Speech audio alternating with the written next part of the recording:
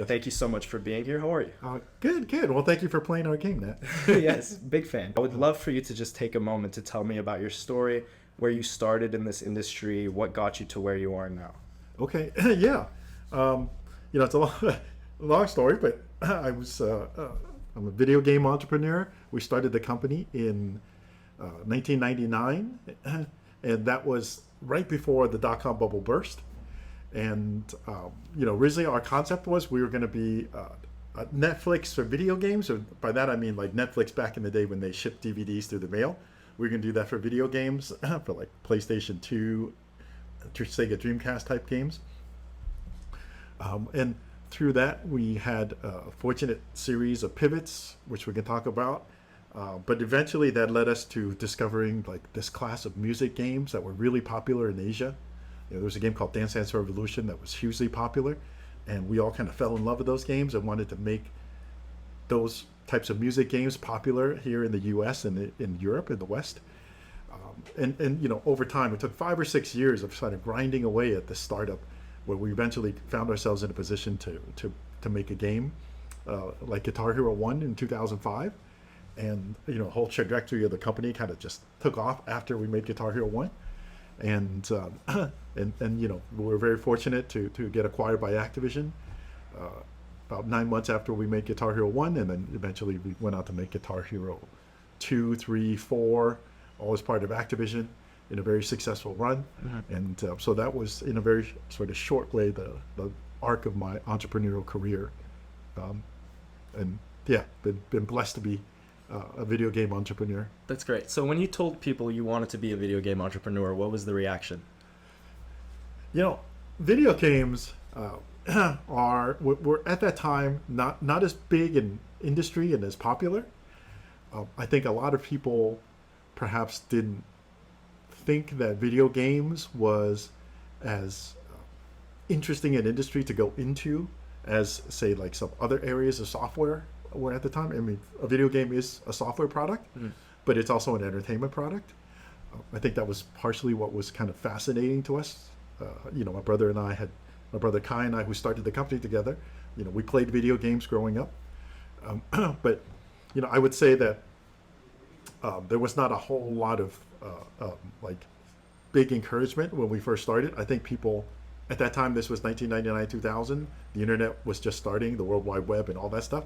And people thought more about like becoming a website with a service and making video games was a little bit more traditional. Mm-hmm. So I think that was maybe the feeling that most people had, was like, you're not really kind of on the cutting edge as an entrepreneur. Mm-hmm. But for us, we kind of loved making video game and video game related products. And I think if we had never found success, but we were able to just make games forever, like, we would have been happy doing that too. That's great.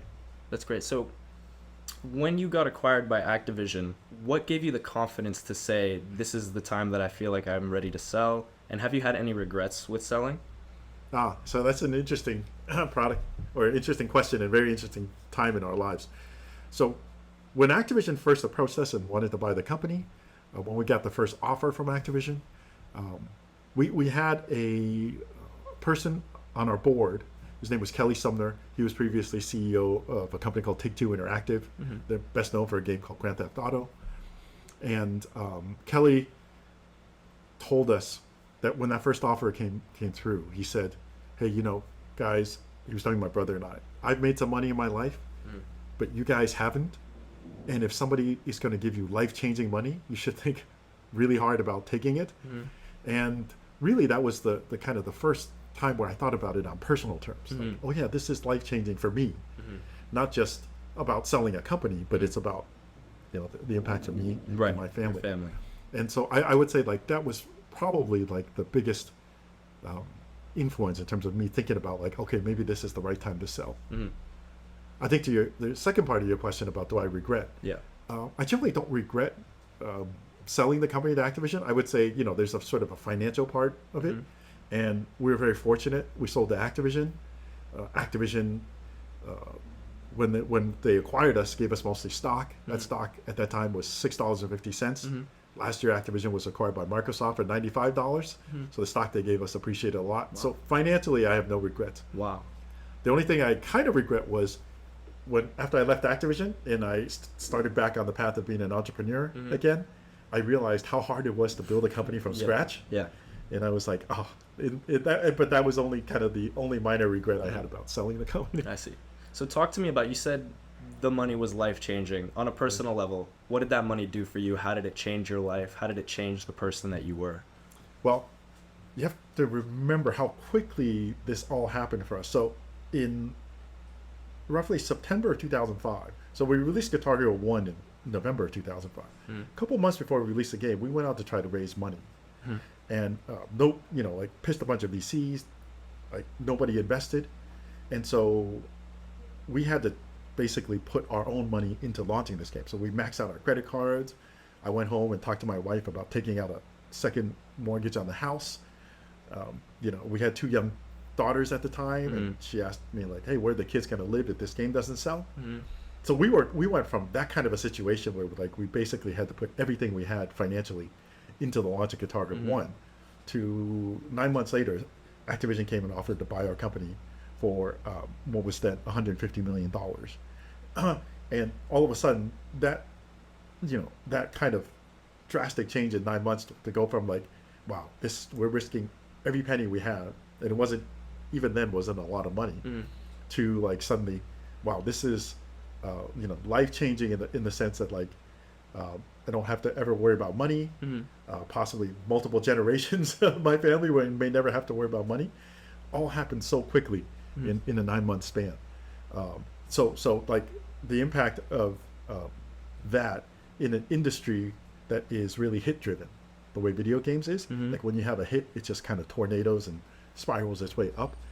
That kind of hit us, and so it was one of those magical moments where like it felt like within a few months, like everything in my life changed. Right. So you've experienced the instances in which you encountered financial struggle, and you've experienced times where you've been financially blessed.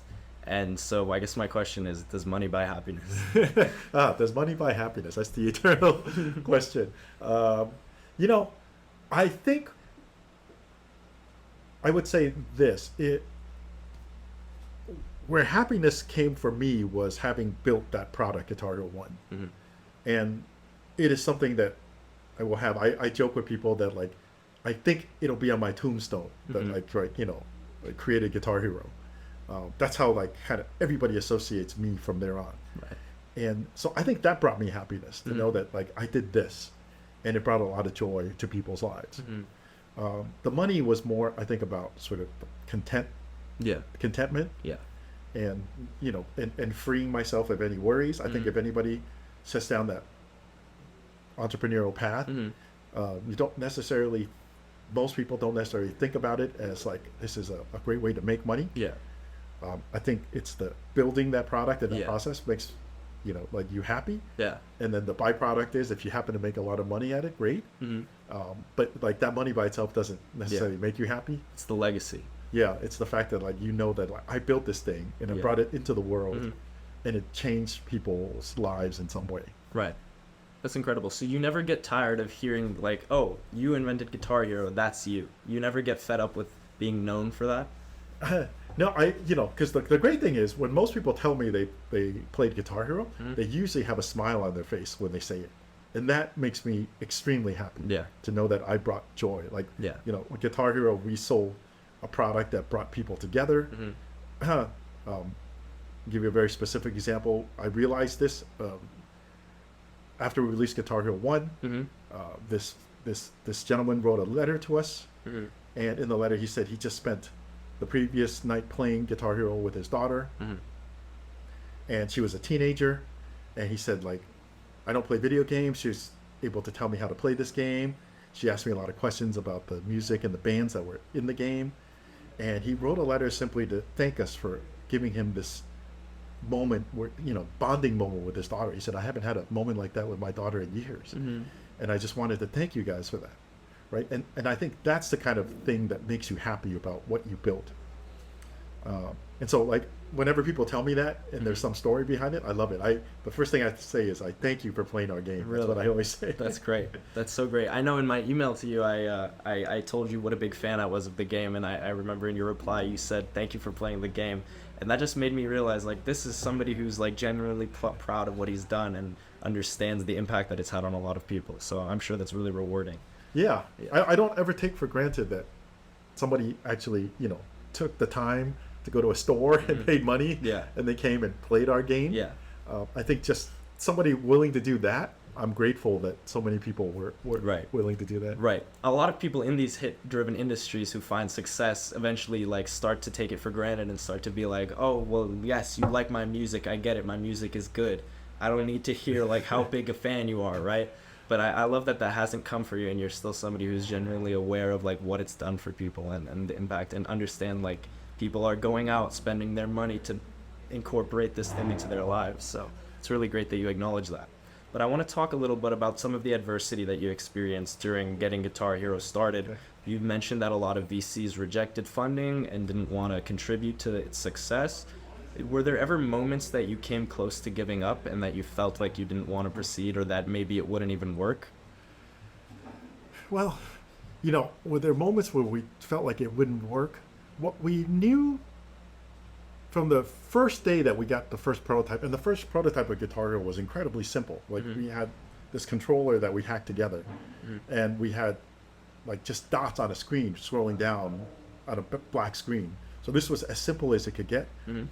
And we had people in the office like staying after work to play this game, to play this prototype, right? Yeah. It wasn't even a full game.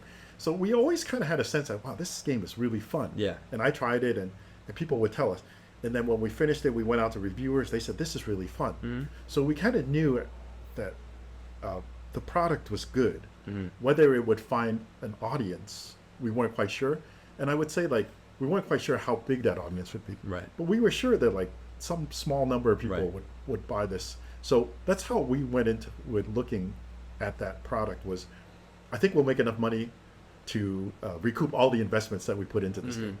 And the VC's not believing in it, whatever. I always take it with a grain of salt. I think they look at it as like, can this be a really huge business? It eventually did become a huge business, Yeah. but at the time, nobody knew. Yeah. So I don't ever blame them for not seeing it. But from our viewpoint, we had a very different perspective, which was just like, we put about $2 million, 1.75 back then into this game, and we needed to make that 1.75 million. Yeah. And that's kind of how we viewed the financial Yeah. challenges of the game. So we always kind of looked at it and said, like, yeah, I think this game would be successful on that scale. Today, I'm sure you probably feel like you dodged a bullet not giving up any equity of your company for these investors, who didn't believe in you, right? So that's great. I mean, you still probably maintained a ton of equity, and then it became this massive game. Did you ever see it reaching the heights that it reached? There was this very funny incident where right before we launched Guitar Hero 3, I went to the Tokyo Game Show, and we were there to promote the game. And I ran into this guy who was he worked at an investment bank. He was an industry analyst, famous one. Michael Pachter was his name. And Michael at the show said, ran into me. He said, yeah, when you showed me Guitar Hero 1, I thought that was a cute little game. I had no idea it would be a, billion-dollar game like it is today. And he joked, and clearly you didn't know either, or else you wouldn't have sold the company, right? So I always look at it as like it's kind of funny that way. I don't know anybody that imagines that like something like that kind of success would be possible. I mean, for me, when I started the company, I just was happy making like something in the video game industry. Yeah. And I was super happy that we made a really good video game, and that in itself was like enough. As long as we made enough money so we could make another video game, and we were happy. You'd be content just making enough to make another one and another one and another one. If it didn't become this billion-dollar game, you would have never said, "This isn't what I got into this industry for." You would have just said, "I'm making the games that I want to make." Is that how it was? And I think partially it grew out of our experience. Like we started in the .com bust, right? We started our company in September 1999, but really we got going, April 2000 was a .com bust. And there was 3 or 4 years of just incredibly depressed times in the Valley. And like everybody I knew who started a company, basically their companies went bust during that time. Most startups did. It just was a horrible time in the Valley. So if that was the age in which we kind of grew up and survived, I think our thinking at that time was just like, hey, as long as we're surviving, Yeah. to do this again for another year, that's a good year, right? I think coming out of that, you don't really imagine like the great days, like, oh, someday we're going to be making games that sell $1 billion, because you're just grew up in a time where like, hey, every year we're just trying to survive, and if we survive, like we pat ourselves on the back, we celebrate, and then we come back and try to survive again for another year. Right. So I think part of it was just like as entrepreneurs, we grew up in that environment, so we kind of have a different mentality of just like trying to survive and not sitting there thinking like, hey, like we need to make this thing $1 billion. Right. Yeah, I thought each year was like, we need to survive this year. Yeah. Interesting. So a lot of the things I think entrepreneurs feel like doing is when they're in a startup, they want to do everything themselves because they have a vision for what they want to get done, and they think the best way for themselves to do it is to do it on themselves. But as somebody with $1 billion creation like yourself, I'm sure you can confirm the fact that you need a team in order to get there. No matter what they say about Kylie Jenner being a self-made billionaire, nobody's really self-made, I don't think. I think it takes a good group of people. So can you talk to me a little bit about how you overcame potential thoughts of, I need to do it myself, and how you went about incorporating a good group around you? Yeah. I think you're exactly right. You need a team of people, right? And that team of people needs to get better at their jobs. And I would always say, if you gave us Guitar Hero in year 1 or 2 of Red Octane's history, we would have fallen flat on our faces. Because Guitar Hero 1 was about a $50 million business that year, right? In our first or second year, we were not ready to run a $50 million business. Our customer service people, our marketing people, our logistics people, our accounting people, none of them were ready to run a $50 million business. We were ready to run a $300,000 a year business. That's what we had. Yeah. And we had to kind of grow each year, get better, like from 300,000 to 900,000, then to 3 million, then to 9 million. We needed that time to grow. And we needed to have people do their jobs and get better. And I needed to give them room, doing the work myself. I'll give you a very specific example. Like, we had a small warehouse that we were running in our company, and just because of past work I had done, I was the only guy in the company that knew how to work this like forklift device, and like the people in the warehouse didn't know how to do that, right? We hired, but like I knew how to do that, and I was better at that. But that kind of extreme example made me realize, like, wait a minute, but I can't be in the warehouse moving pallets around because I know how to work that better than they do. Right. I have to be doing, building the product and doing those things. And eventually I saw that, like, oh, it didn't take that long. They learned how to do it. And then eventually they became better than me at it, right? But that's kind of an extreme example of, like, you can't do everything. Like, you can't be running a company and then working in the warehouse at the same time. And luckily we had a really good group of people who all learned, like, through the years to get better at their job, so that when Guitar Hero 1 finally came, we had people that were kind of ready to run a $50 million business. I see. How did you go about looking for these people? Like, what did you expect to see in a person that you would bring on board? Well, looking for people, and I would say, like, managing people is probably the toughest thing I would say I had to do as an entrepreneur. And I would say in the first phase of our company, and that would probably be like the first couple of years, like, we just worked with people we knew, because they're the only people crazy enough to come work with you in your crazy idea in this little company. So it was all like people we knew in college, people that we knew like in high school, people that we knew as like neighbors or whatever. We could convince them to come work with us. And then at some point the company gets to a size where people feel like, hey, you've got a legitimate but small business, and you can hire a certain type of people to come and work for that. And then eventually, once we launched Guitar Hero 1, it was like people wanted to work here, people who loved the product. And so, like, I think working with people and finding the type of people that you can find changes as your company kind of grows and scales up. So, early on for us, it was just like our friends, family, people that we could convince to come take this crazy ride with us, Yeah. to then like, okay, we got some people that were willing to take a chance on a small company, to suddenly like, oh, all kinds of people are just asking us to work here. Right. So one of the things about being an entrepreneur that we're learning in our class is that you need to be an ethical persuader, right? You need to convince people to share your vision. How do you go about doing that? What do you promise them in return? Like, how do you get people to commit to this crazy trip that may or may not be a success? Yeah. You are in essence selling a vision of what the company is. And so one of the things in terms of being an ethical persuader is, I think you obviously you believe in your company and you believe your company may be able to do great things, but you also want to be honest upfront with people about it, right? So I think that like you want to be honest about kind of the financial risks of like, hey, this company, we don't have enough money to last 5 years. We have enough money to last maybe 4 months, 5 months, 6 months, but here's our financials. We look, we make money enough to keep going. So I think you want to be honest about, especially the financial picture of the company, so that people, when they come, they don't think that like you sold them a picture that was not real. The other things about the product, hopefully you give them a picture that will excite them about the product. And then if you're lucky enough to be in certain industries, like video games, there's certain people that want to work in the video game industry, right? They love the product, they love the industry. So if you're fortunate, you can convince them to come. But being an ethical persuader, I feel like for me personally was always like, and not overselling or overpromising what we could do for them, and making people realize that like there are real risks here.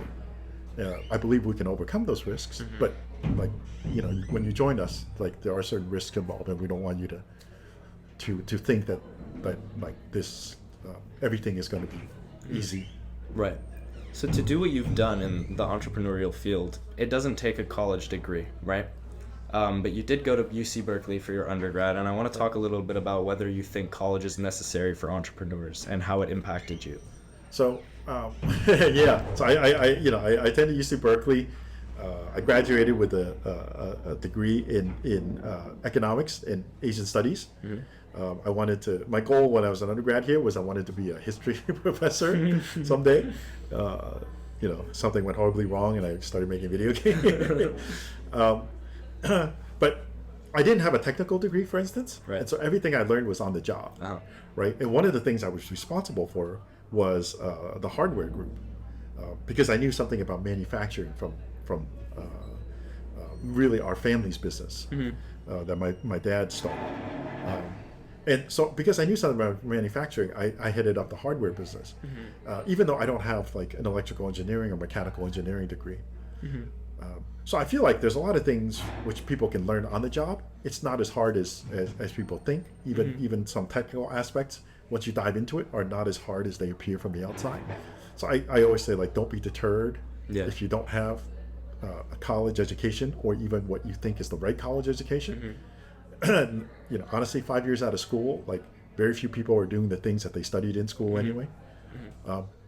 As far as like whether it's necessary, I would say it's not necessarily certainly to graduate, but I do think college is a great place to meet and build a network of people. Right. And a network of people is extremely important for an entrepreneur. So your co-founder may be, in a lot of cases, somebody you met in college. Yeah. So I think it's a fantastic breeding ground for entrepreneurs and to get started. That's great. So what do you think are some qualities that every entrepreneur needs to possess in order to be successful? Qualities that entrepreneurs need to be successful. So I think you certainly need to be persistent. It helps to have a co-founder or two, because entrepreneurship is very up and down. Some days you feel like, we're totally going to make it. We're going to be the most successful company on the planet. And then the next day you come back and you think, oh my God, we're completely going to fail. We're going to be out of business in months.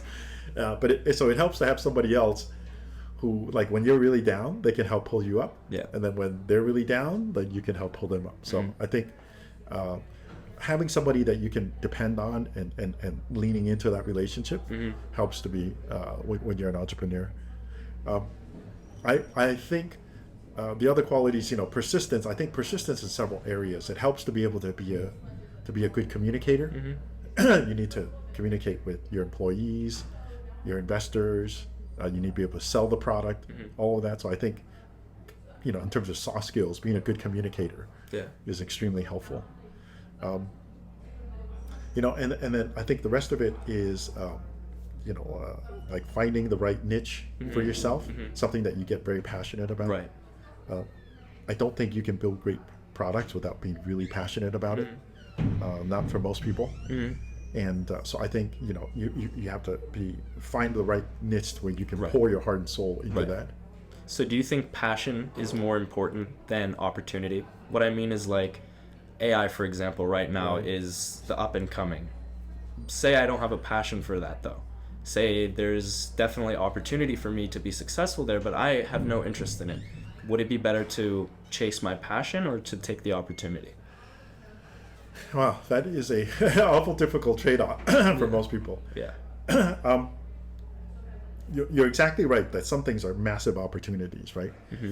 If you happen to have a particular talent for that, then by all means, like, I don't think there's any. So, like, if you happen to be 7 feet tall and really good at shooting baskets, then I would say, like, yeah, even if you don't love basketball, I would say, like, yeah, maybe you should give that sport a try, right? And some people are, naturally gifted like that.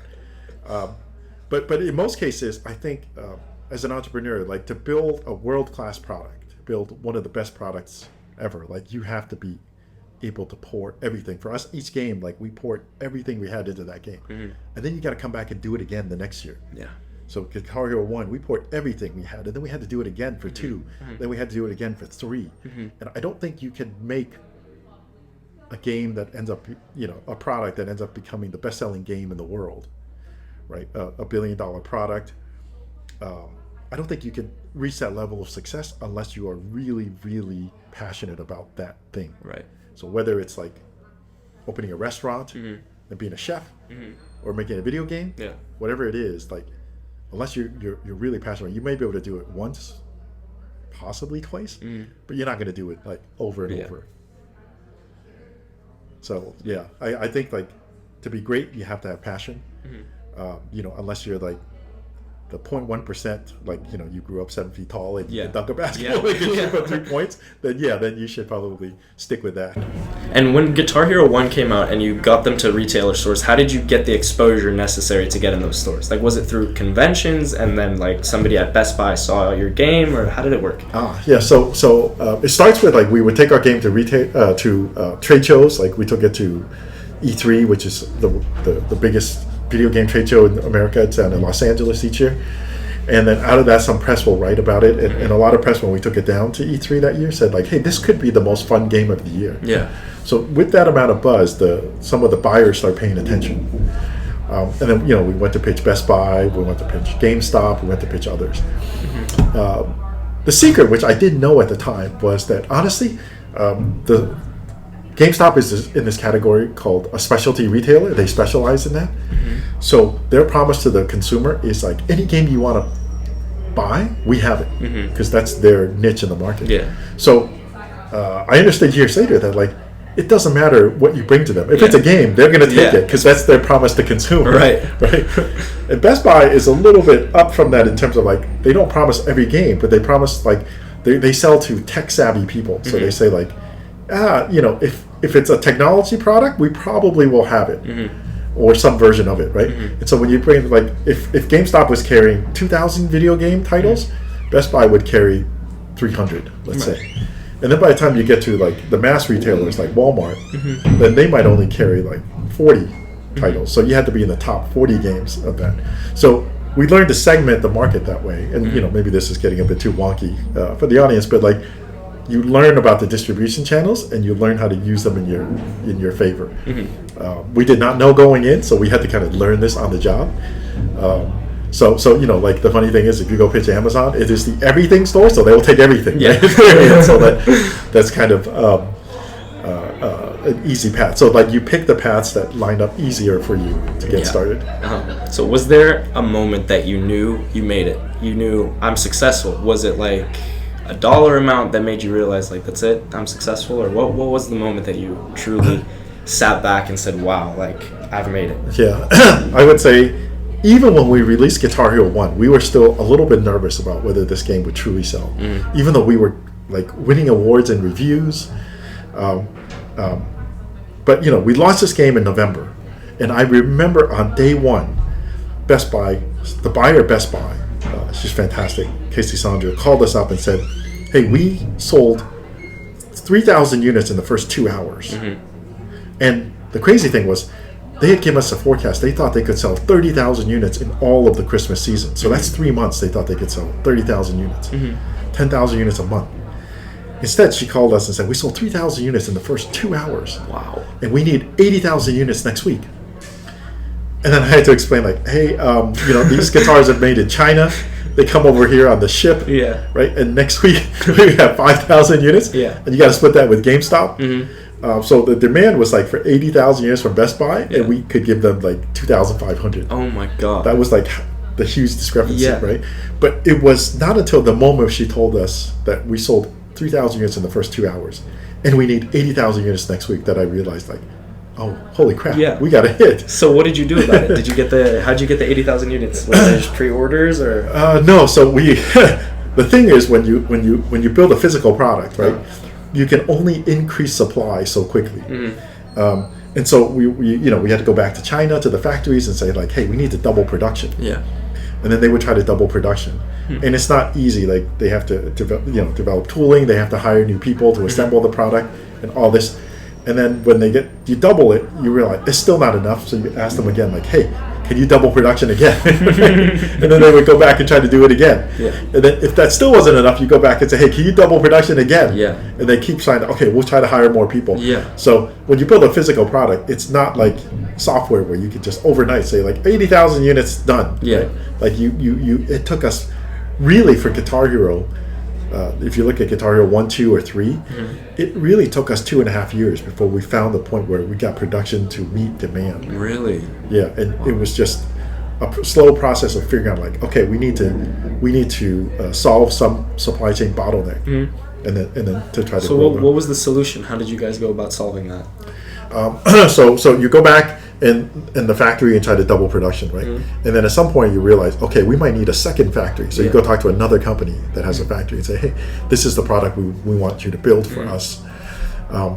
And over time, you'll discover, like, hey, this material, like, there are bizarre things you learn when you try to build physical products, like, especially in a place like China. So, like, we ran into one year, this was Guitar Hero 3, we were in ramping up volume, and then suddenly, like, output from the factories, we had at that time like 5 factories building product, and output went down 1 week, and we're trying to figure out, like, what happened? And we went and looked into it, and it was like, oh, we couldn't get cardboard boxes. And we said, why couldn't you get cardboard boxes? And they said, like, oh, because all the cardboard box makers are busy making boxes for mooncakes. So the Mid-Autumn Festival in China, like, it's a tradition where people make, like, gift mooncakes, and they have very fancy packaging. And we're like, wait a minute, mooncakes? How does that have to do with us? I'm like, oh, they used up all the cardboard for making mooncake boxes. We're like, holy crap. And we had to go explain this to, like, people, like, like, people ask us, like, hey, how come production's down? We said, oh, it's because there are these things called mooncakes in China. That's so funny. Yeah. So it's like random stuff like that affects output, right? And so, like, every week we're trying to solve these problems. Eventually, I think, to your question, a more serious answer is, like, we ended up putting a team on the ground in China of about 18, 20 people that were in Hong Kong and Shenzhen, who were, like, an hour or two away from the factories.